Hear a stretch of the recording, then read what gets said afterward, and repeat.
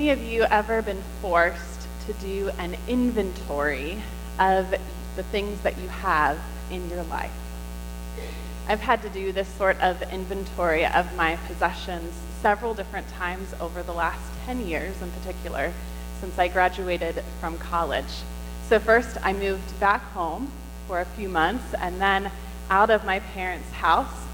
And as I took my possessions in what could fit in a couple of suitcases or in one car to various different cities that I lived in for the next several years. And then 4 years ago, I officially moved out of my parents' house, officially for the first time. And so I had to sort through all of the stuff that was mine in their basement, deciding what I wanted to keep and what I didn't want to keep anymore. And then a year and a half ago, Richie and I started the process all over again as we started to pack up our life and move here to Carlisle. So in that last move, there were some possessions that made the cut to move with us. These are some of them. First was these 4 stuffed animals. You may have seen them in Kohl's years and years ago when they would match stuffed animals to books in their Kohl's Cares for Kids initiative. Well, when I was studying elementary education in college, my mom gave me these stuffed animals with their matching books over a few years for Christmas. And I am no longer planning to be a teacher in the elementary school system. I have no use for these. They have been sitting on a shelf ever since I received them or in a box. What am I still doing with them? Why do I still have them? Another thing that came with us to Carlisle are these black heels. Now, as I mentioned before, when I moved to different cities, sometimes it was only what could fit in a couple suitcases or what could fit in a car. And so when I moved to South Africa, I only brought things that could fit in 2 suitcases with me, and that did not include a nice pair of dress shoes. And so when I had an occasion where I needed dress shoes, I bought these in South Africa, and I wore them a few times there. And since that time, which has been about 8 years, I've had them since moving back from South Africa. I've worn them maybe 2 times. They give me blisters on my feet. They hurt when I wear them. Why in the world do I still have these? If you look up close, you will see that there is dust on them that has gathered from just sitting. Now, this next item is something that didn't come with us to Carlisle. I bought this about a year ago. It's a sweatshirt that I found online, and it perked my interest because it said you can wear it during pregnancy and after pregnancy. I think it was on sale. I also think it came directly from China because it took about a month or more for me to receive it, thinking that I had just wasted my money and I really wasn't going to get it. And so when it arrived, I heard that if you zip out this middle part, it fits you during pregnancy, and then you zip the middle part back in when you have your baby, and somehow the baby fits in this thing, though it looks like that's pretty unsafe to do. And I never wore it during pregnancy because it didn't fit me, and then I just completely forgot about it and never wore it when Ronan was little enough to fit in that little space. So why do I still have this? Why do I still have it? Why do we still have the things that we do? Why do we hold so tightly onto our possessions? Why do we buy without thinking what the end result will be? Well, this month we're exploring John Wesley's Rules for Money. John Wesley is the founder of Methodism, and he lived every area of his life in a very strict and methodical way, money included. His first rule for money that we talked about last week is earn all you can, and this week we turn to his second rule, which is save all you can.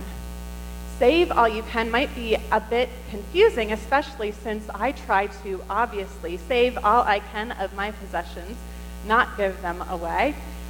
But it seems to go against what Jesus is saying in our reading today. Jesus says, none of you can become my disciples if you do not give up all of your possessions.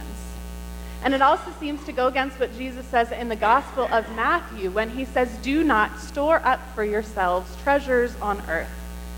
So what does Wesley mean when he says, "Save all you can"? Well, here are his words. "Do not throw the priceless talent," which he means your money, "into the sea. Do not throw it away in idle expenses, which is just the same as throwing it into the sea. Expend no part of it merely to gratify the desire of the flesh, the desire of the eye, or the pride of life." And then he goes on to say, "While you are purchasing anything which men use to applaud, you are purchasing more vanity. And lay out nothing to gratify the pride of life, to gain the admiration of praise on men." So last week I shared with all of you an argument that Richie and I had in a shopping mall over his desire to buy a wool coat that was on sale. Coincidentally, he was wearing that wool coat yesterday.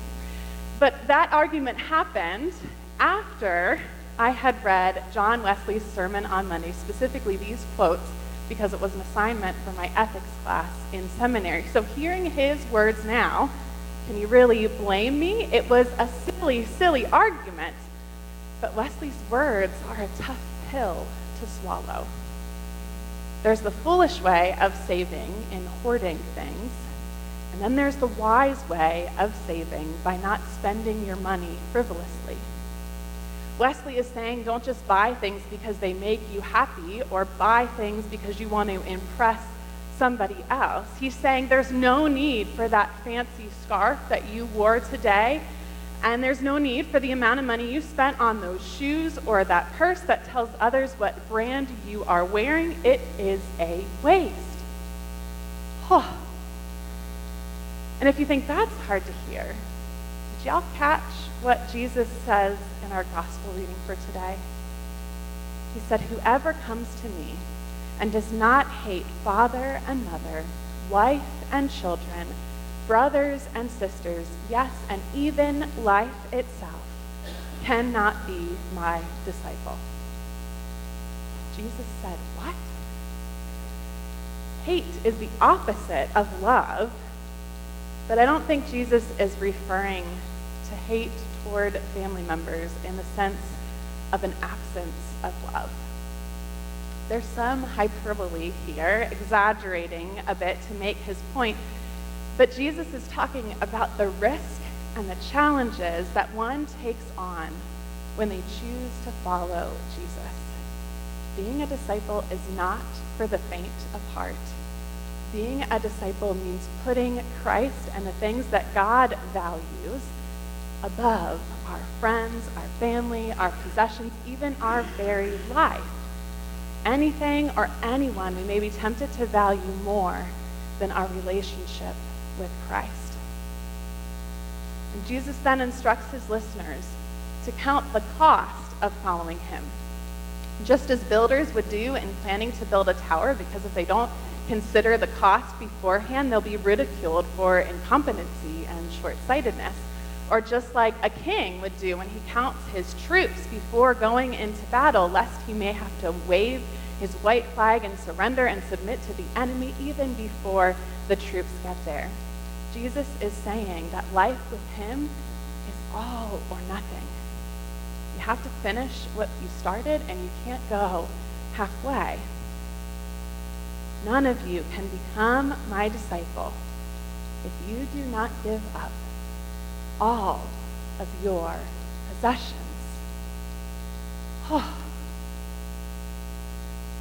Now, I am not instructing all of you.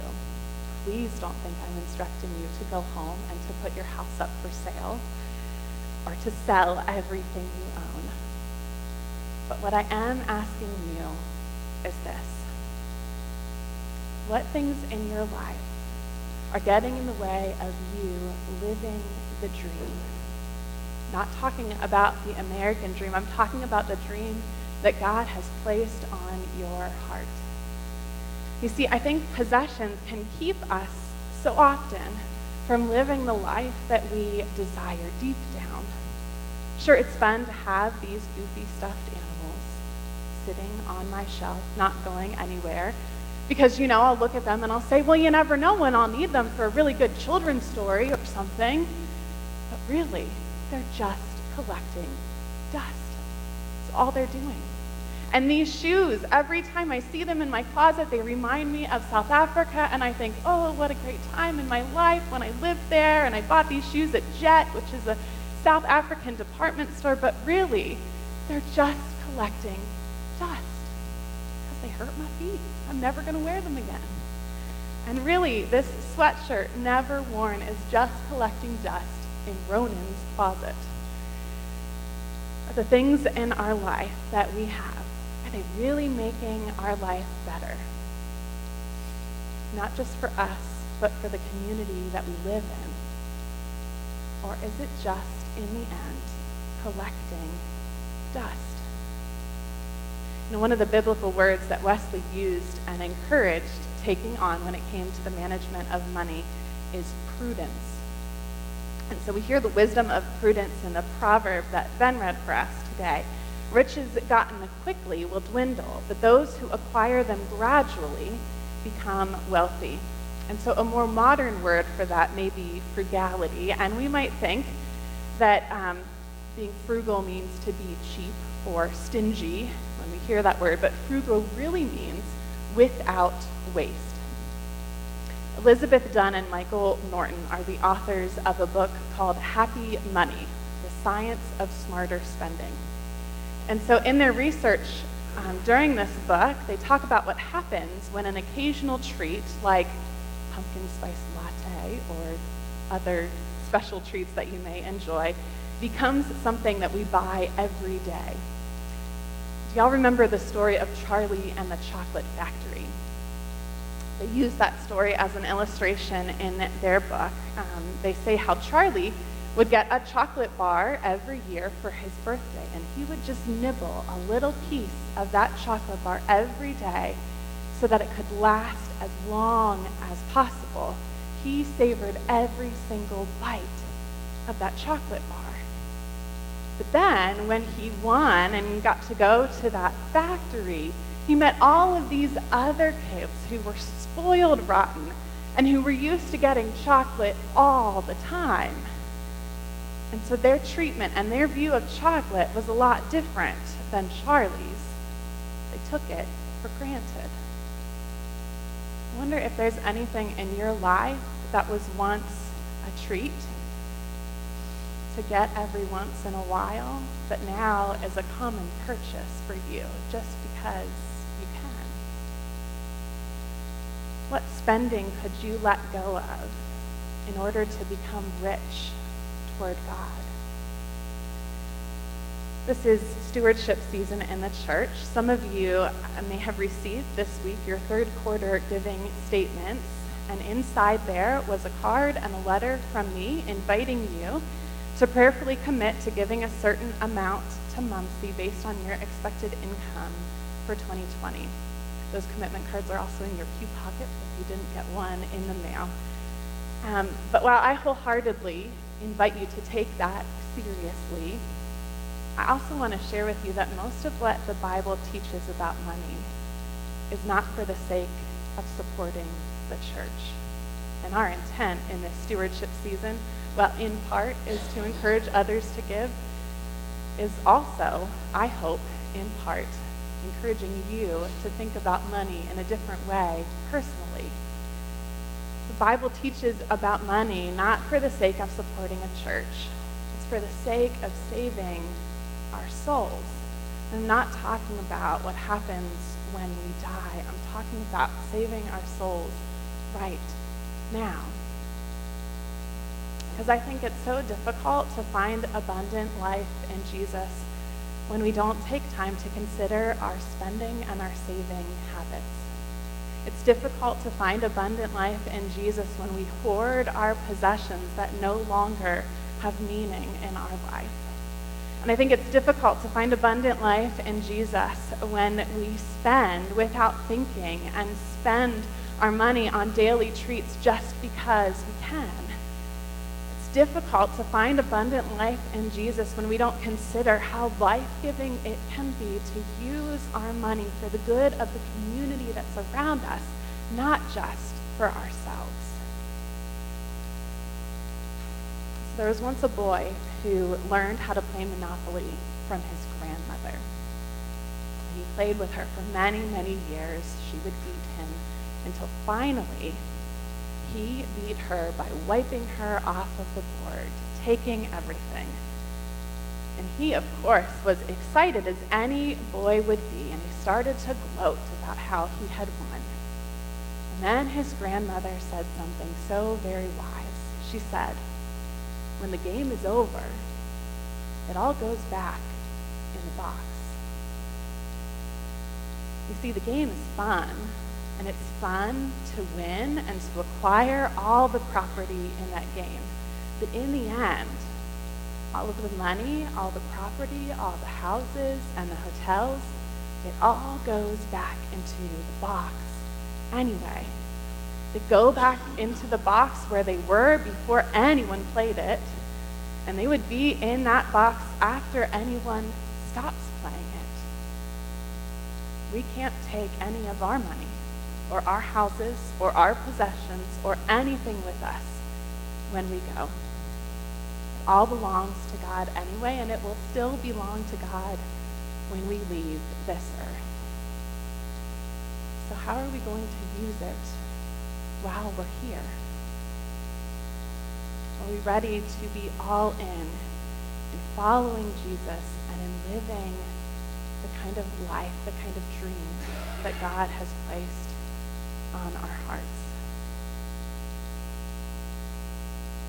Today we have a special treat to hear a testimony, a story from Aaron and Brian Rose. And so I invite them to come forward now to share with us.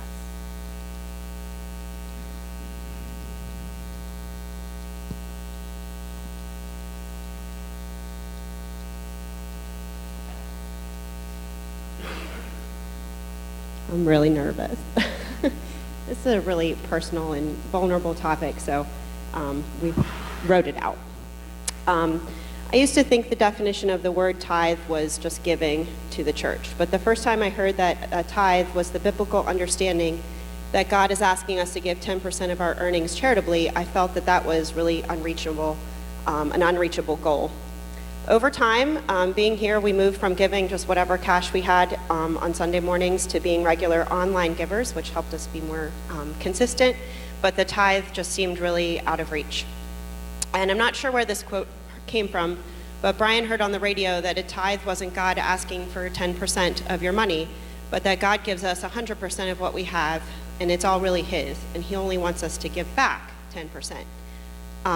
That made so much sense that it's many hard discussions in our house.